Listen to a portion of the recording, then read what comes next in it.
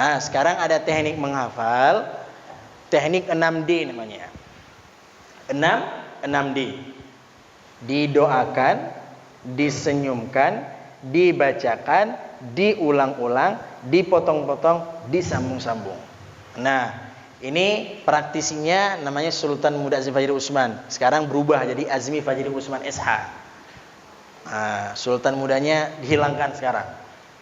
Nah, kenapa Ustadz kok 6D namanya? Karena semuanya dimulai dengan D. Tapi dilagukan. Didoakan, disenyumkan, dibacakan, diulang-ulang, dipotong-potong, disambung-sambung. Nyanyilah sama anak-anak. Oke? Jadi apa yang pertama kali harus dilakukan dalam menghafal Quran, Ustaz? Buat mereka bahagia.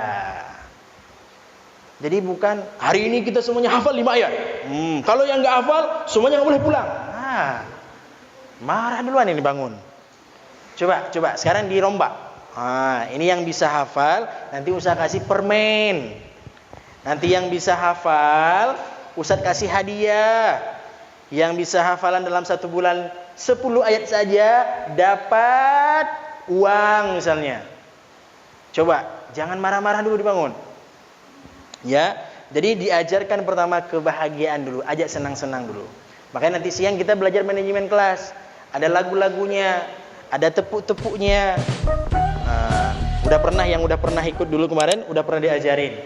Yang belum, nanti diajarin. Jadi, aduh Ustaz, saya udah tua, nggak bisa lagi tepuk-tepuk. Ada yang lebih tua ya Bapak Ibu. Nanti kalau ke Medan yang lebih tua di sana. Ada yang lebih tua. Saya menguji kok, ada yang lebih tua. Tapi setiap hari diajarin anak-anaknya dengan tepuk semangat, nyanyi. Jadi ngapain ke rumah Quran? Hafal Quran sambil dia bermain. Karena memang dunianya anak-anak, bukan dunia kita. Kalau dunia kita kan nggak mungkin kita loncat-loncat, ya kan?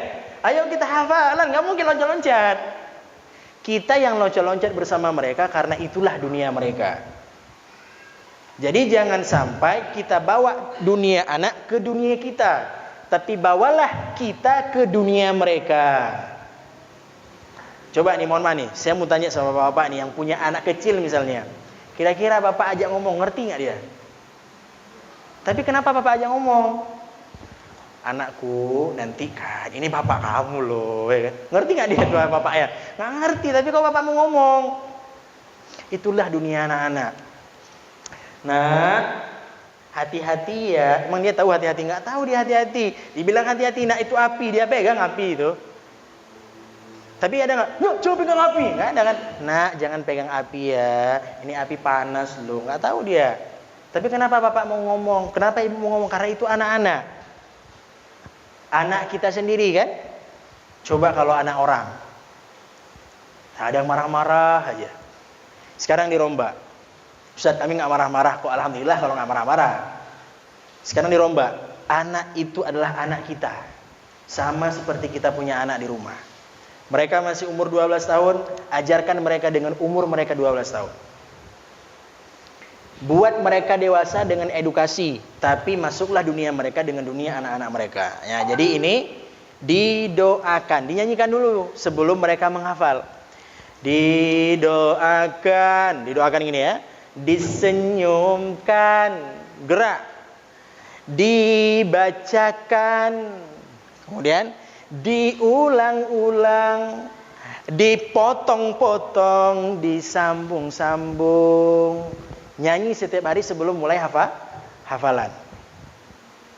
Apa filosofinya kok doa, Ustaz? Yang buat kita bisa hafal Quran diri kita apa Allah? Allah. Jarang nggak kita sebelum kita menghafal kita berdoa? Jarang. Yang ada setelah menghafal. Tapi sebelum menghafal ada nggak? Ada, tapi jarang. Contoh misalnya, baca Al-Fatihah sekali, mengambil berkah untuk kita bisa hafalan. Ada enggak misalnya? Atau misalnya sebelum kita hafalan, ya Allah ya Tuhanku misalnya. Atau kita bareng-bareng dengan anak-anak, ya Allah ya Tuhan kami ingin hafal 1 ayat saja, ya Allah hari ini. Mudahkanlah kami hafalan ya Allah. Anak-anaknya amin. Terus doa lagi, ya Allah, alhamdulillah ya Allah, kemarin kami sudah dapat satu ayat, ya Allah, mudahkanlah kami hafal ayat yang kedua, ya Allah. Amin. Ada nggak setiap hari begitu misalnya? Nah, ini kan perlu kita rombak pola. Sebenarnya bagaimana sih metode menghafal, Ustaz? Metode menghafal terbaik adalah metode diri kita sebenarnya.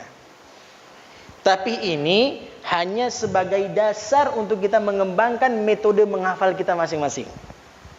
Ada yang dia hafalan dia baca arti dulu misalnya. Ada yang dia hafalan dia baca ayat dulu misalnya. Ada dia yang hafalan dia dengerin dulu misalnya. Ada yang dia hafalan dia lihat aja dulu. Macam-macam. Karena setiap anak itu berbeda. Kita aja berbeda, apalagi anak-anak kita. Makanya ada satu orang selebritis bilang begini. Sekolah itu membodohkan anak. Dia bilang begitu. Ini marah kita guru kan? Sebagai guru kan marah kan? Sekolah itu membodohkan anak. Kenapa? Coba. Sekarang satu anak dia harus belajar matematika. Harus belajar biologi. Harus belajar fisika. Harus belajar kimia. Harus belajar apalagi SKI misalnya. Itu dengan guru-guru yang berbeda atau suatu orang guru? Guru-guru yang berbeda. Kalau mau adil, satu orang guru ajarin semua pelajarannya, betul nggak? Harusnya begitu, iya kan? Tapi itulah fakta. Boleh marah nggak? Makanya kalau beliau jadi presiden, dihilangkan semua sekolah katanya. Tapi bagaimana membuat anak? Ambilkan jurusan dia masing-masing, dia sukanya apa? Oh, anak ini dia sukanya matematika, kuatkan matematika.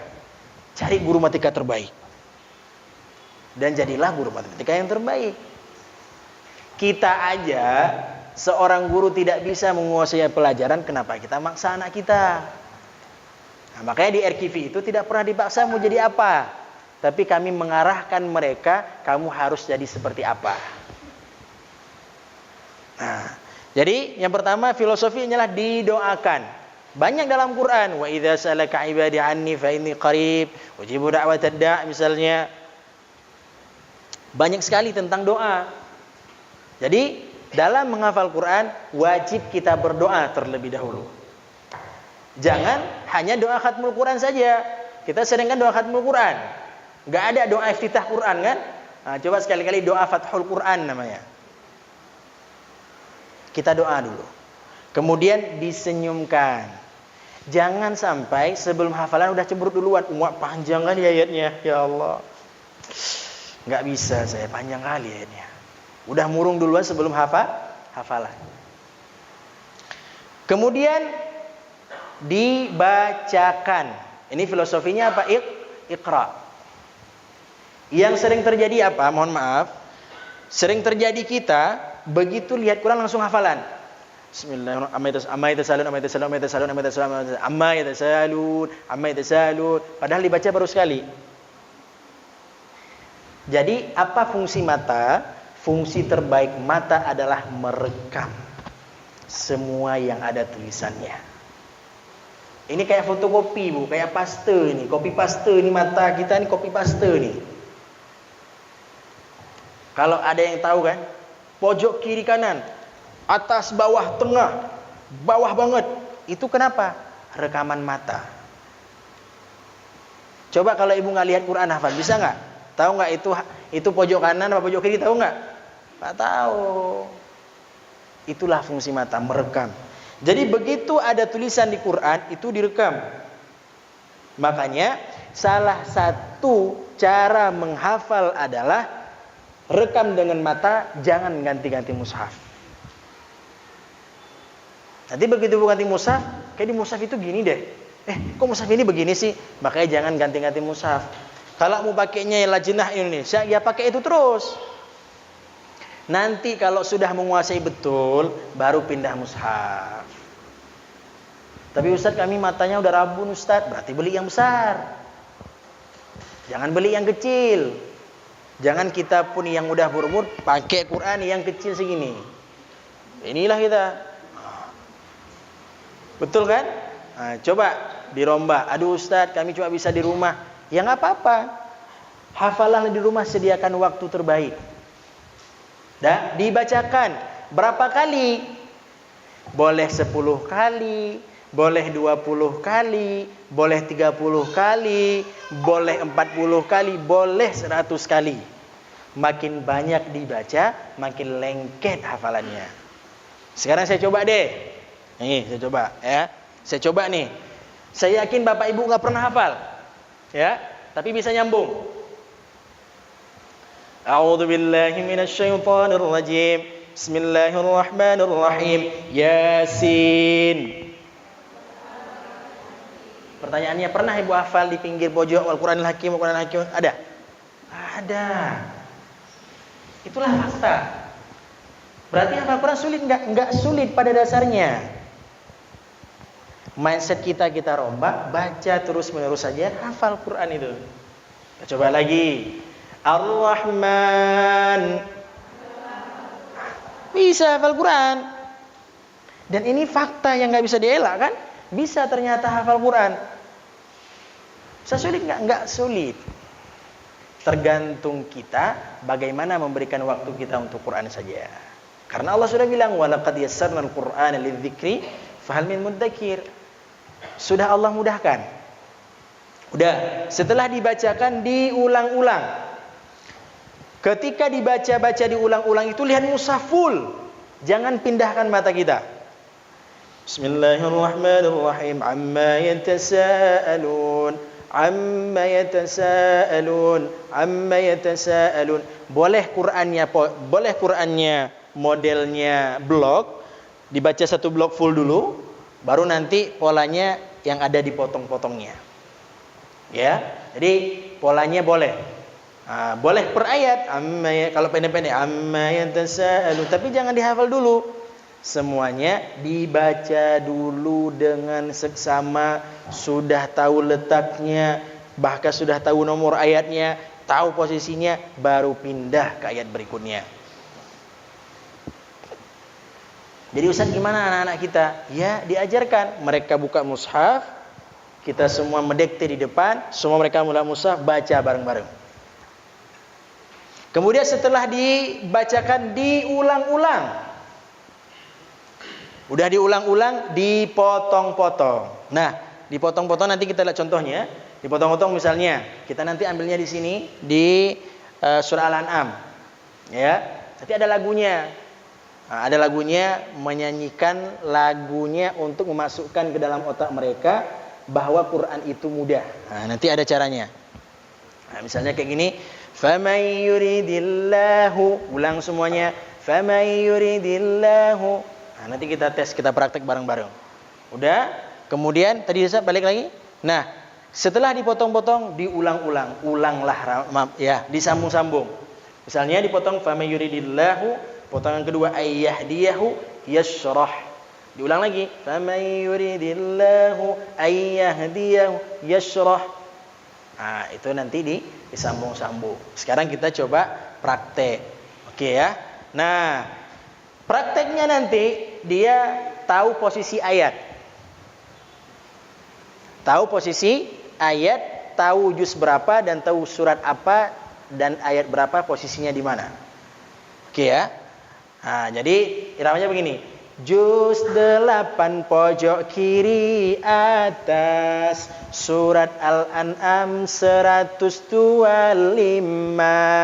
Hidayah itu hak Allah. Hidayah itu hak Allah. Oke, kita coba buka ayatnya ya. Kita coba bahas saja. Oke. Ada selain ini enggak? Ini ya. Coba ya, ini saya nyanyi, nanti kita coba nyanyi bareng-bareng. Juz 8 pojok kiri atas, gini tangannya semua ya, pojok kiri. Surat Al-An'am 125. Hidayah itu hak Allah. Hidayah itu hak Allah. Ini contoh, nanti bisa diperhatikan di semua ayat.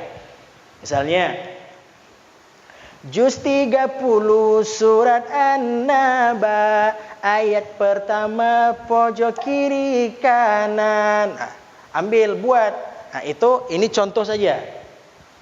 Contoh, nanti dibuatkan di yang lain. Itulah fungsi guru setiap hari bergerak, dia mikir apa lagi. Makanya sebelum datang ke rumah Quran, itu gurunya rembuk dulu. Hari ini siapa yang buka kelas? Nanti siapa yang doa? Nanti siapa yang masuk pertengahan? Nanti ketika nanti masuk privat yang bagi kelas siapa? Nah, itu di RKV ada begitu. Nanti kita belajar siang insyaallah. Nah, ini ya. Nah, ini contohnya. Nanti tinggal diubah lirik. Misalkan juz 9. Juz 9 pojok mana? Pojok kiri atas, pojok kiri bawah, pojok kanan atas, pojok kanan bawah, pojok kanan tengah, pojok kiri tengah. Tinggal diubah saja. Surat apa? Ayat berapa yang sedang dihafal? Kira-kira Bapak Ibu, saya ini dilatih kalau nggak salah 3 tahun yang lalu. Tapi iramanya masih nggak sampai sekarang. Tadi Muhammad Bani 128 apa 125? Karena tadi irama ke bawah otak 125. Padahal udah lama banget.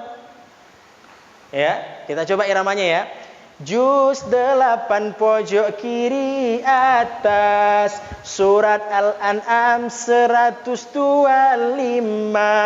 Hidayah itu hak Allah. Hidayah itu hak Allah. Sekali lagi. Hidayah itu hak Allah. Kita ulang sama-sama. 1, 2, 3.